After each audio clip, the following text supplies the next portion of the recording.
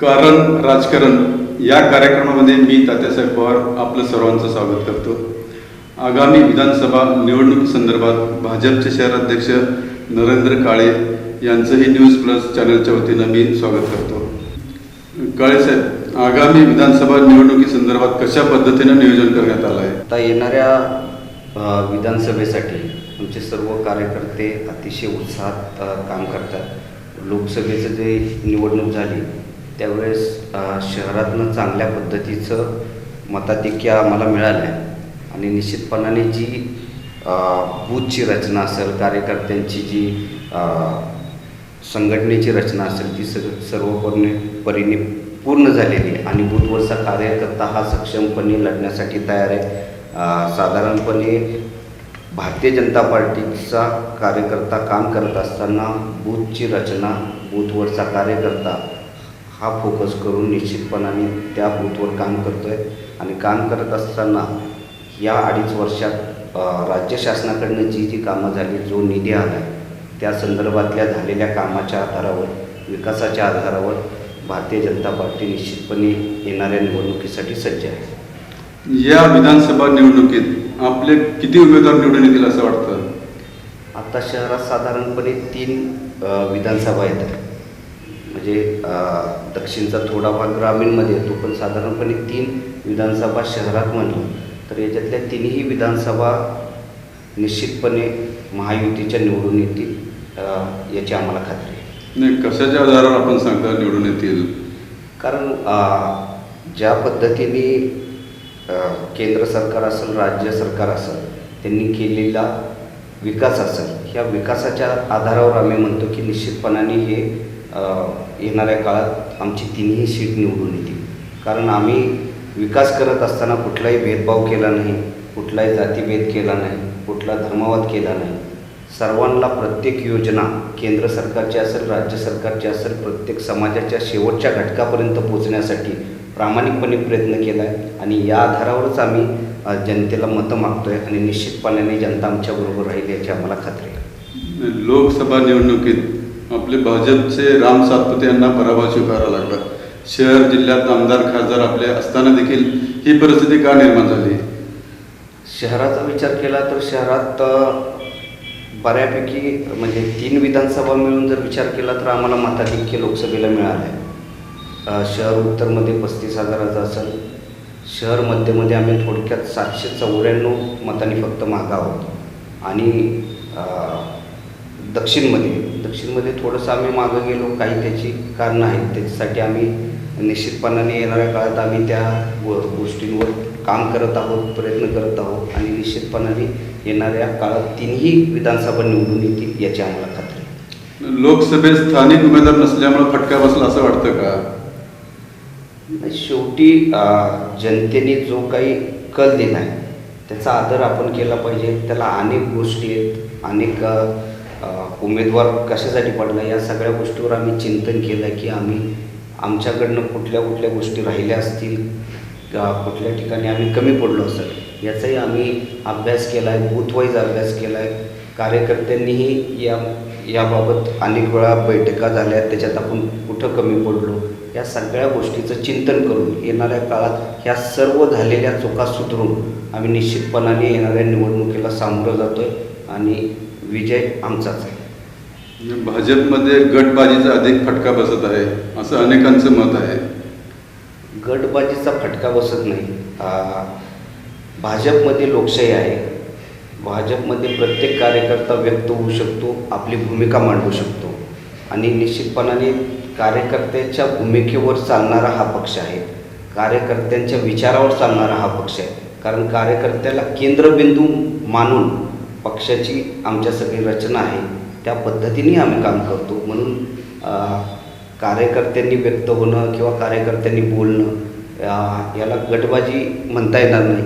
निश्चितपणाने सगळे मिळून आम्ही काम करतो आहे. दोन्ही आमदार असतील, शहराचे पदाधिकारी असतील किंवा हे असतील, प्रत्येक घरात काहीतरी थोडीफार कुरबुर असतील, पण ते मतभेद आहेत, ते मनभेद कुणाचेही नाही आहे. निश्चितपणाने ज्यावेळेस निवडणुका येत आहेत त्यावेळेस निवडणुकीला सामोरं जाताना भारतीय जनता पार्टीचा प्रत्येक कार्यकर्ता, नेता हा भारतीय जनता पार्टी म्हणूनच तुम्हाला काम करताना दिसेल. सोलापूर महानगरपालिकेत भाजपची सत्ता आहे. भाजपची सत्ता असताना देखील 5 वर्ष म्हणावं तसं काम केलं नाही असं अनेकांना वाटतं. याबद्दल काय वाटतं?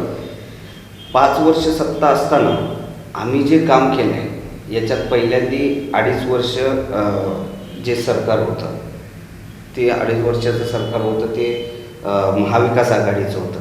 त्यावेळेस सत्ता आमची आणि वर राज्य सरकारमध्ये सत्ता महाविकास आघाडीची असल्यामुळं त्यावेळेस बऱ्याचशा अडचणी आल्या. पण राहिलेल्या काळात ज्या वेळेसपासून शासन आमचं आलं तर आलेला निधी शहराला आजपर्यंत आलेल्या निधीत एवढा निधी महापालिकेच्या राज्य सरकारच्या माध्यमातून महापालिकेत कधीच आला नाही. तुम्ही 15 वित्त आयोगातनं केंद्र शासनाचा निधी बघा, विशेष निधी म्हणून आलेला निधी बघा, DPTCतनं अण्णाभाऊ साठे नगरोत्थानमधनं आलेला निधी बघा. निश्चितपणाने ज्या पद्धतीने निधी देऊन विकास करावा या सगळ्या बाबीवर सगळ्या स्तरावर राज्य शासन म्हणून जे पाहिजे ती सर्व मदत महापालिकेला केली. मधल्या काळात ज्यावेळेस आमचं सरकार नव्हतं त्यावेळेस थोडीशी अडचण आली, पण निश्चितपणाने या 2-2.5 वर्षात चांगल्या पद्धतीचं काम दिसत आहे. आणि 2 वर्ष झालं प्रशासक असल्यामुळं थोडंसं महापालिका आत्ता प्रशासक असल्यामुळं महापालिकेत सत्ता कुणाची नाही, पण कारभार राज्य शासनाकडं आहे. पण रोजच्या रोज महापालिकेत नगरसेवक नसल्यामुळं थोडीशी अडचण वाटते किंवा जो समन्वयाचा विषय होता नागरिक आणि प्रशासन याच्यात थोडीशी अडचण जाणवते. यापूर्वी आपण आमदार सुभाष देशमुखकडे काम करत होता. त्यानंतर नगरसेवक झाल्यानंतर आपल्याला तिकीट नाकारण्यात आलं. तिकीट नाकारल्यानंतर आपण मालकाकडे गेला. हे असं का करावं लागलं आपल्याला? सगळ्यात प्रथम मी आपल्याला सांगू इच्छितो आणि थोडंसं एक दुरुस्ती करतो की मी कुणाकडे कामाला नव्हतो. मी भारतीय जनता पार्टीचा कार्यकर्ता म्हणून काम करतो. हे करत असताना आपल्या पक्षाचे जे नेते आहेत त्यांच्याबरोबर आम्ही काम करत असतो. म्हणून कुणाकडं कामाला होतो हा शब्दप्रयोग जरा थोडासा चुकीचा वाटतो मला. की काम करत असताना आम्ही काम करतो, बापूंबरोबरही काम केलं, मालकांबरोबरही काम केलं. बापूंकडं असणं किंवा मालकांकडं असणं हे दोघंही पक्षाचे नेते आहेत, भारतीय जनता पार्टीचेच आहेत. म्हणजे कार्यकर्ता इकडं असू द्या किंवा इकडं असू द्या, हा भारतीय जनता पार्टीचंच काम करतो. आपण ज्यावेळी नगरसेवक होता त्यावेळी बापू गटाचे नगरसेवक म्हणून ओळख होती. मग असं असताना आपल्याला तिकीट नाकारण्यात आलं. नंतर आपण बापूंना सोडून मालकाकडे गेलात. याचं मुख्य कारण काय वाटतं? मग का जावं लागलं असं? नाही, त्यावेळेची जी परिस्थिती असते त्यावेळेचे जे निर्णय असतात त्यानुसार आपण निर्णय करतो. बरं, मालकांकडे गेलो म्हणजे काय बापूंबरोबर वैर केलं किंवा बापूंना सोडून गेलो असं नाही. पक्षातच राहिलो, आम्ही पक्षाचंच काम करत होतो. आपल्याला शेवटी कुठं कम्फर्ट वाटतं तिथं काम करणं महत्त्वाचं आहे. आणि ते करत असताना आज दोन्ही नेत्यांबरोबर काम करत असताना दोन्ही नेत्यांचं मार्गदर्शन घेतो. दोन्ही नेते काय चुकत असलं तर मला सांगतात, मला काय वाटलं तर मी दोघांनाही सांगतो. पण निश्चितपणाने भारतीय जनता पार्टी म्हणून परिवार म्हणून आम्ही एक काम करत असताना या गोष्टी जरी तुम्हाला बाहेर न दिसत असल्या तरी कार्यकर्ता किंवा कार्यकर्त्याची अडचण म्हणून सर्व नेते एकत्रितपणे मदत करतात, काम करतात. याच्यात असा कुठलाही भाव नाही. शेवटी कार्यकर्ता हा पक्षाच्या बाहेर जाऊ नये याची असलेली ही थोडीशी एक यंत्रणा आहे. माझे ह्याच्याबरोबर थोडं पटलं नाही तर ह्यांच्याबरोबर काम कर, त्याच्याबरोबर नाही पटलं तर ह्याच्याबरोबर. पण निश्चितपणाने भारतीय जनता पार्टीचंच काम करावं, कारण आम्ही एका विचारधारेने काम करतो. शेवटी विचारधारा ज्यावेळेस येते त्यावेळेस हे सगळे मतभेद एकमेकांमधले असलेले मनभेद सगळे बाजूला ठेवून आम्ही विचारधारेसाठी काम करतो. बापू आणि मालक मनापासून एकत्र येण्यासाठी आपण काय प्रयत्न करणार का? नाही, मी सगळ्यात प्रामाणिकपणे आपल्याला सांगतो की हे दोघंही एकत्रच आहेत. दोघंही भारतीय जनता पार्टी वाढवण्यासाठीच काम करतात. कुठेही भारतीय जनता पार्टीचं नाव खराब व्हावं किंवा एकमेकाला आपल्यापासून त्रास व्हावा असं कुठेही नाही. तुम्हाला जे बाहेरनं जाणवत असेल की किंवा मी काहीतरी वेगळे प्रयत्न करावा असं काही नाही. आता काल विमानतळाची भेट होती, दोन्ही आमदार आले, दोघांनी वेळ दिली, दोघांनी वेळ पाळली. म्हणजे बापूंचं एक कार्यक्रम ठरलेला असून त्यांनी वेळ दिली होती तर त्या कार्यक्रमातनं येऊन हा कार्यक्रम अटेंड केला. दोन्ही आमदार एकत्र राहिले, दोघांनी प्रश्न विचारले, काय करावं लागेल यासाठी, अजून काय प्रयत्न करावं लागतील यासाठी चर्चा केली. मग हे आपल्यासाठी चांगल्या गोष्टी आहेत. आता हे बाहेर दिसताना किंवा बाहेर तुम्ही त्या पद्धतीने बघितलं तर ती त्या पद्धतीने तुम्हाला दिसेल, पण दोन्ही आमचे आमदार, आमचे ज्येष्ठ नेते एकत्र आहेत आणि त्यांच्या दोघांच्या मार्गदर्शनाखाली आम्ही काम करतो. परवा झालेल्या लोकसभा निवडणुकीत काही भाजपचे नेते आतून काँग्रेसला मदत केली असे सुशीलकुमार शिंदे साहेबांनी जाहीर वक्तव्य केलं. याबद्दल काय वाटतं मग? नाही, जसं शिंदे साहेबांनी वक्तव्य केलं तसंच मी पण म्हणतो ना की काँग्रेसच्या अनेक नेत्यांनी आम्हाला मदत केली. शेवटी हे राजकीय वक्तव्य आहे आणि मला माझ्या कार्यकर्त्यांवर, पदाधिकाऱ्यांवर विश्वास आहे की माझा कुठलाही कार्यकर्ता विचारधारेला सोडून काम करणार नाही याची मला पूर्णपणे खात्री आहे. कार्यकर्ता हा कार्यकर्ता असतो, कार्यकर्ता विचारासाठी काम करतो, काहीतरी मिळवायसाठी नाही. जरी शिंदेसाहेबांना ते वाटत असेल तरी हे पूर्णपणे हे राजकीय वक्तव्य आहे.